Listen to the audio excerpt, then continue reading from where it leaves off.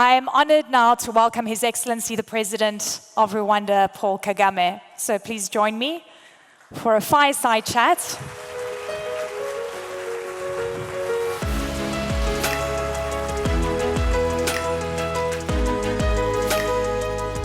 Mr. President, an honor. Thank you, sir. Please take a seat. Fantastic to be back.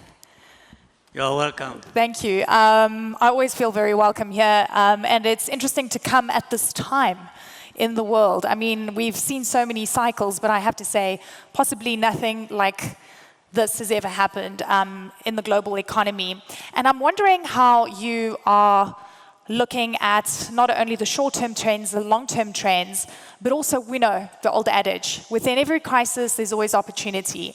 And there's a lot of agency on the continent that we haven't seen before. So how are you weighing things up? And what do you think the moment calls for the African continent and for you in Rwanda? Well, thank you, Eleni, and welcome to Kigali.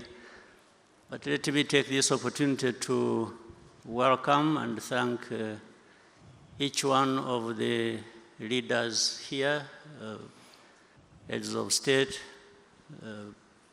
vice presidents, prime ministers, senior executives of different industries. I want to welcome you to Kigali and thank you very much for honoring our invitation and being here with us.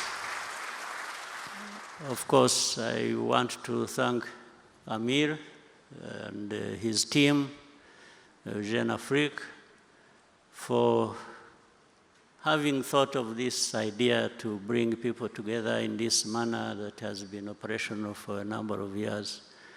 I want to appreciate the work they are doing and also the comments Amir made earlier, which really encapsulate all that we need to say and maybe based on to do a number of things. So I thank you all for being here. Thank you very much. Now, back to the question. There will always be crises. I mean, we have had centuries of different things happening. We had slave trade, we had colonial times, then there are wars, then there are pandemics, then there are all kinds of things. They will happen all the time. We just, it's a matter of time, and there are these cycles that, so we are in a different cycle now that is driven geopolitically, and we have to contend with that.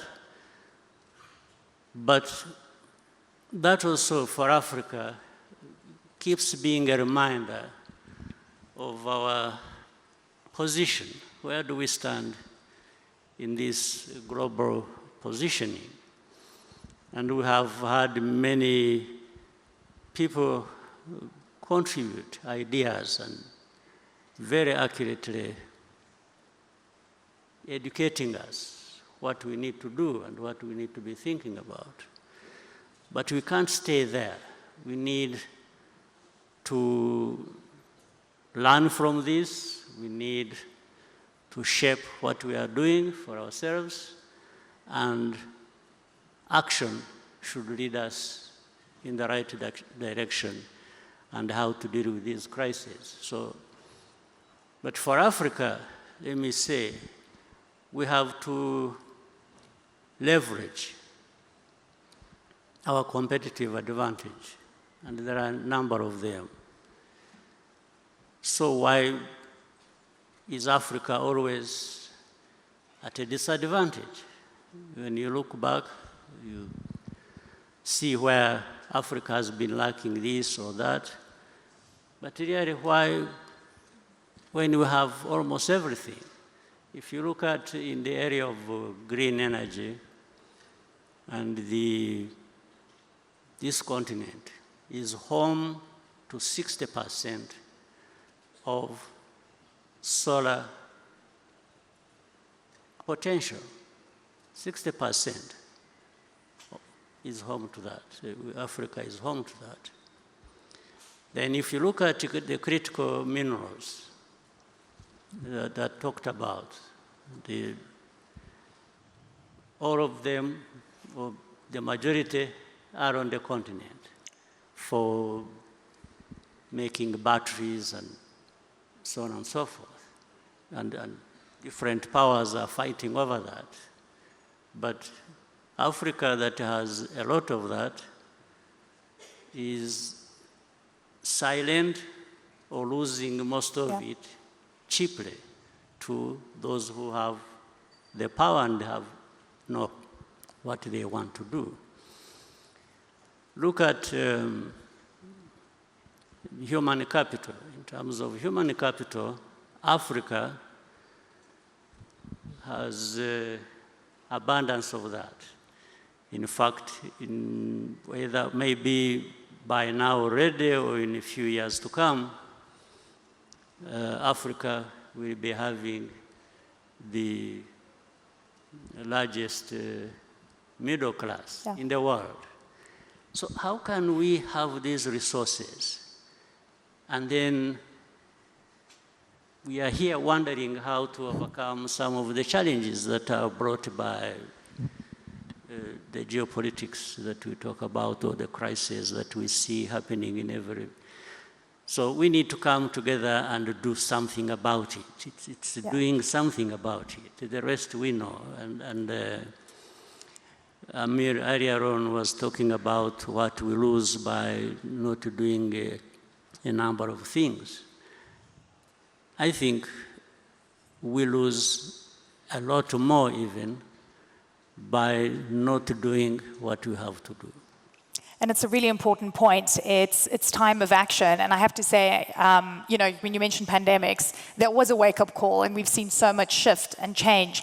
But, you know, watching what's been going on with the way African leaders have been approaching bad deals that are getting on their table. I mean, Zimbabwe, Zambia, as well as Ghana, saying no to mineral deals because it was about extraction in return for healthcare programs and so forth. And frankly, I'm sure a lot of you in the room know that you've been very vocal about the kind of bullying tactics, the coercive tactics that have been used by the West, specifically the US. And at this point in time, we know that Africa is still being viewed as a place where people can extract. But African leaders are saying no. Also threats about sanctions consistently, not only against African nations, but other countries. Rwanda yourselves are dealing with US sanctions since March this year with the issue regarding the DRC. Take me through how you're dealing with this new geopolitical tension where there's a belief that might is right and the big can control, you know, everyone else. Well, it's a crisis in a sense, but brought about by the same thing, Africa not leveraging our capacity, our potential, our, you know, energy of the people of our continent is just locked out there. And it's a situation where the powers that be are holding a whip in their hands. They're using a stick to beat up whoever they want to beat up in order to, they are no longer even hiding it. It's just in the open. It's like in the situation you're talking about, we have in the region of Congo and the other crises that also in a way involve Rwanda and other countries in our region. Yeah, sanctions, one has, first of all, are they justified? And it is not just in this case of Rwanda, but in other cases. Sometimes sanctions are just applied in a case of the one who provides less than the other. Yes, so it goes in the favor of the highest bidder. When somebody knows they will extract more from a certain place, they will be more favorable to that place, even if they are the ones in the wrong. Do you believe that all roads lead to mineral deals? Is that what you're saying? I mean, it is in the open. It is, I don't have to say much. And in some cases, it operates like in the very old days. There is a lot of cynicism in this. In the old days, the kings and so on and so forth used to give their in-laws, their children, powers, say, go and control something somewhere. And that's happening today here. Yeah. Yes, they just give somebody, say, go and get whatever you want to, and do whatever you want to do in that region. That is how Africa is treated. So these powers you see that come here lecturing people on democracy, human rights, and they are doing it with one arm, and the other, they are just taking away everything that people own. So, and this is what is critical. This is why Africa, leaders of Africa, some of whom are here, brothers, and the CEOs and other Africans, I think we need to give ourselves value of some kind. We can't just be people who are waiting to be ripped off by somebody who is shrewd enough and has the power to come. No, we must be able to say no. And we've seen those no's. We've seen some of those. I mean, do you believe, sanctions are used, a coercive method to get countries to capitulate. Are you going to capitulate? I never capitulated in a war situation. This is not a bad situation as such. Well, it hurts, absolutely. Yeah. And that's what it is meant to do. It is meant, sanctions or different measures are meant to hurt people. So in a way, we are hurt. But I think we would be hurt more by not doing what we are doing. So it's always, you make a calculation. Yes. So, and it is not so difficult to say no. In fact, it costs more to say yes to the wrong thing. Yeah. So we are here, but all these things come to pass in one form or another. Even those who have been given the gift of messing us up, one day they will not live long enough to see the gains from exploiting people or doing unjust things. So I think each one of us, countries in Africa, and mainly and most importantly together, there is a lot we can do to raise Africa, to raise ourselves to the level where it should be, and don't mind about these powers that think they own the world and the heaven and everything else. And I hear you loud and clear on the hypocrisy and the contradiction in terms of where international law applies to some when it suits and it's broken in other cases. We've seen so much of this. In a world where we're seeing the unraveling of the global world order as we know it, institutions are being challenged, they're being broken down. What is Africa's role, do you think, in this new world? Because it feels like it's never going to be the same again. My view is that these pressures that we get from the rest of the world, Africa, I think, is being reminded to wake up. So the pressures are not entirely bad. I think they force Africa to look within for what we have, to actually do what we need to do, to find a good place for us in this world of those injustices and other challenges.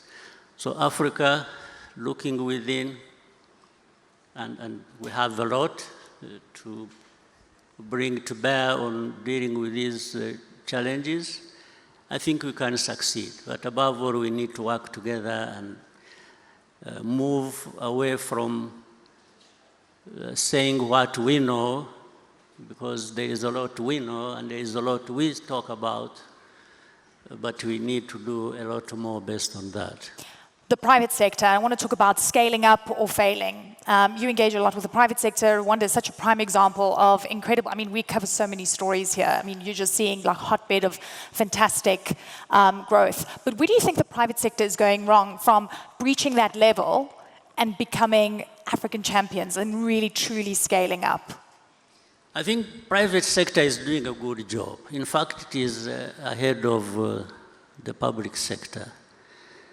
But we could be served much better by finding a way to bring close the private sector and the public sector and benefiting each other as one, because that's what we are actually one when you look at the needs of the continent. And so I want to thank the private sector. The private sector, they are actually, to some level, hustlers.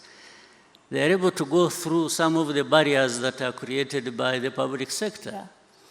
But if those barriers were not there, the private sector would be far ahead of where they are, and along with that, the continent also would be ahead of where we are. So my call to all of us is for really coming together, the private sector, the ways of how they could conduct business, I think, have been very elaborately put by Amir in the presentation you had with him earlier. And those of us in the public sector need to fine-tune our responsibilities towards allowing the private sector to be the engine that they are and should be, and all of us would benefit. I think His Excellency just gave all of you a compliment. He called you hustlers. He says you're doing things better than the pipe. Yes, give yourselves a round of applause. Mr. President, you're so, so encouraging always. I've got one other question, and I want to talk about, when I wake up in the morning and I have to check, can you believe social media to get an understanding of what leaders are thinking? And a lot of the time, it lacks decorum, it's shocking. You guys know who I'm talking about, right? Yeah, I don't have to say it. What do you think of the way global leaders, the strongest leaders on this planet, are speaking right now? I'm sure do you wake up and check what people are saying? On social media? Do you get shocked? What shocked you the most? There's a lot. I have become immunized to shocks. But social media is very interesting. It brings equality in some sense of presentation of ideas and feelings, and it has really, media has been democratized. I think it is important. Everyone can express themselves and they will be heard. If you are wrong, there will be somebody to tell you, say, no, that's not right. And when it is right, then people will say, wait a minute, I think there is a point here that we should be thinking about. So it has been so open that we have gone beyond having this narrow sense of being guided into things without sometimes thinking, or we are conditioned to believing even what is not right just because it has been said by somebody in the media. So it has sort of opened up space for everybody. So some of us also follow, and it's up to any individual to scan and try and make a sense of what you've heard, you are seeing, and it is a good way. You receive criticism, you receive advice, and so it remains the responsibility of any individual to decide how they build on that and benefit. You didn't answer my question about the shock factor. Are you shocked by some of the things you see? I'm not, I said I've been immunized. Immunized, I'm not shocked about it. I understand where the world we live in. Yeah, it's changed, right? It's completely different. Yeah, for the 30-something years of my life, in the last 30 years, if you look at, I think, we come to understand there will be things that would otherwise be shocking, but they don't shock because we have been there. That's true. Mr. President, final word. What do you want people to walk away with from this forum as we say goodbye? Well, always it's a good opportunity, but I want people to know that each one of the people in this room and beyond have something to contribute and to benefit from, and benefit each other, and the continent has a lot that is not being put to good use, and it is up to us. It's not people from anywhere else to be able to raise ourselves to that level where we should be. Ladies and gentlemen, please help me thank His Excellency the President of Rwanda, Paul Kagame. What an honor to speak to you, sir. Thank you so much. Thank you very much. Thank you. Thank you. Thank you so much. Always inspirational, always insightful.